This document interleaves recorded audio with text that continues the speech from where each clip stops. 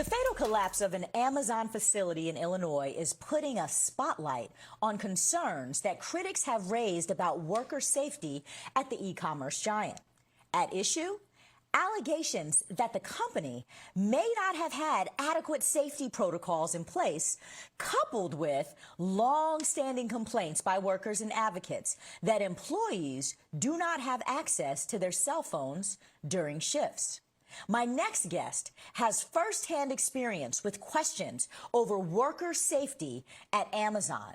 Joining me on the phone is a former Amazon warehouse worker, the face and so much of the muscle behind efforts to organize workers at the Staten Island facility.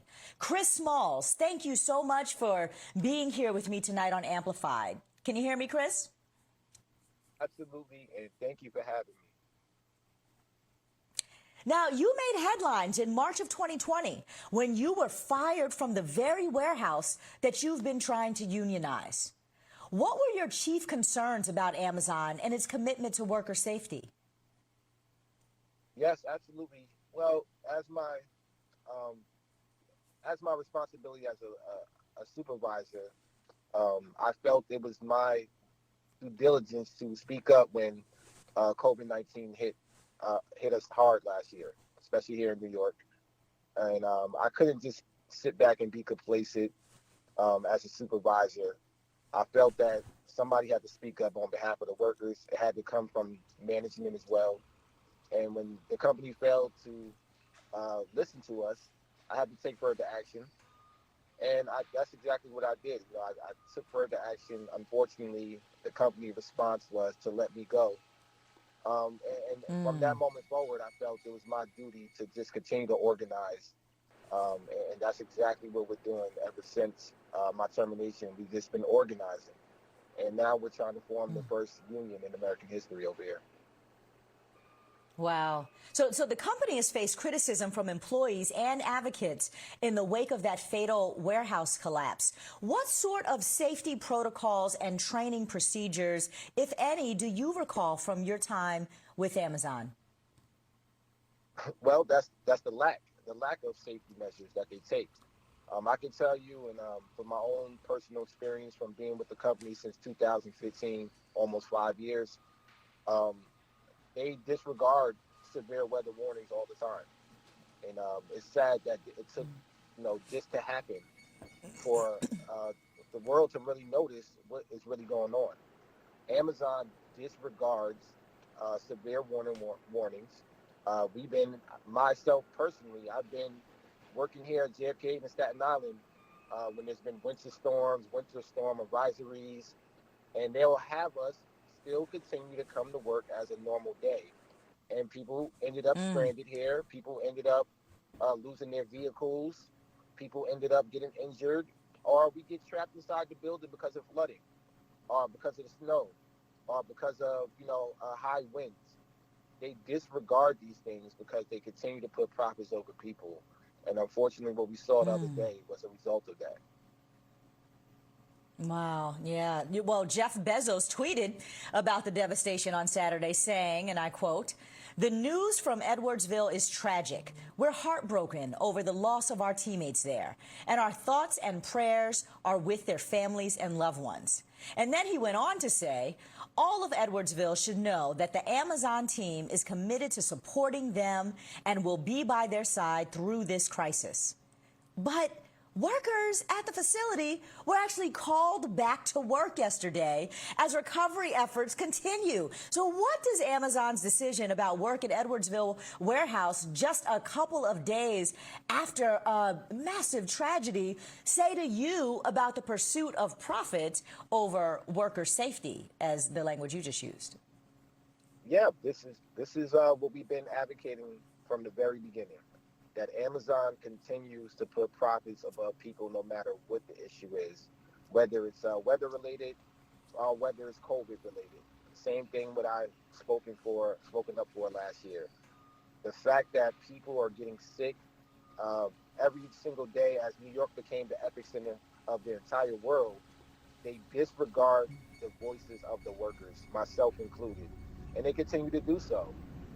This is very disheartening, and very distasteful of the company, especially Bezos, who actually, he was kind of late to the game when it came to even speaking up about it because he was too busy worrying about his space program.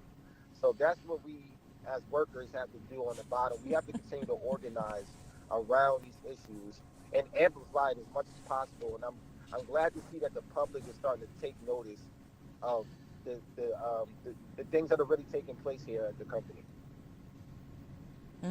I want to talk now a little bit about Bessemer, Alabama.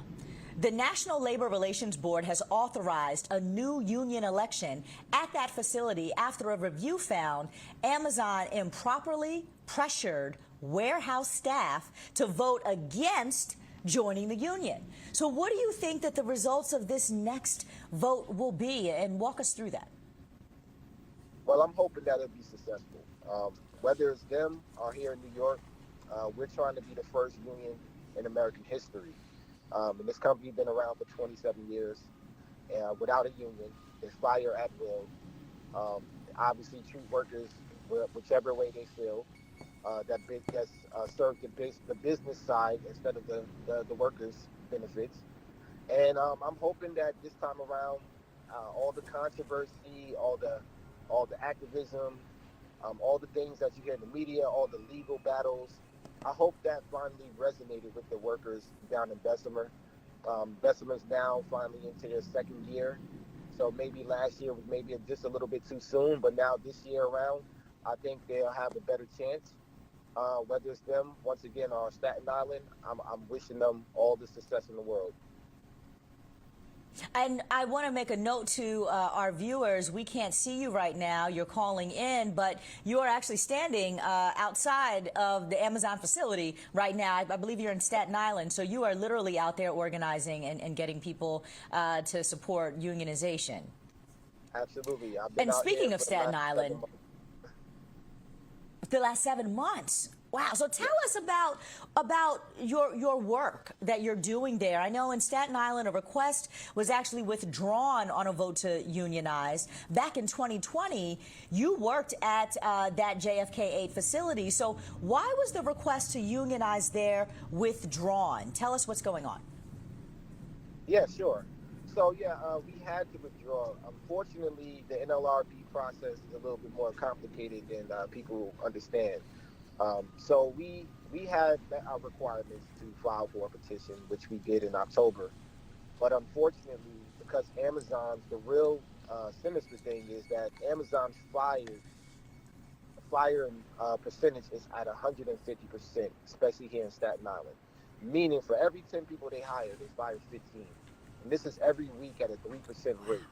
So by the time we filed our petition within 6 months, they already fired nearly 1,000 people. So that is the reason why we had to withdraw, because those people no longer work for the company. So what we're doing now is collecting signatures to resubmit, and we're absolutely going to do that. I can tell you all here tonight that we're resubmitting on December 22nd. We're going to refile for our election, and we're also calling for the NLRB to do the right thing this time around and recognize that there's enough interest, there's more than enough interest at this building to have their first election here in New York. So that's where we stand currently right now. Wow. Chris, everything you just described sounds like an intentional strategy for Amazon to hire and fire at such a clip that they've destabilized the workforce in a way that makes it hard to actually have those signatures and the bodies present to actually unionize. But we'll have that conversation another day. Chris Smalls, president of the Amazon Labor Union, thank you so much for being with me tonight on Amplified.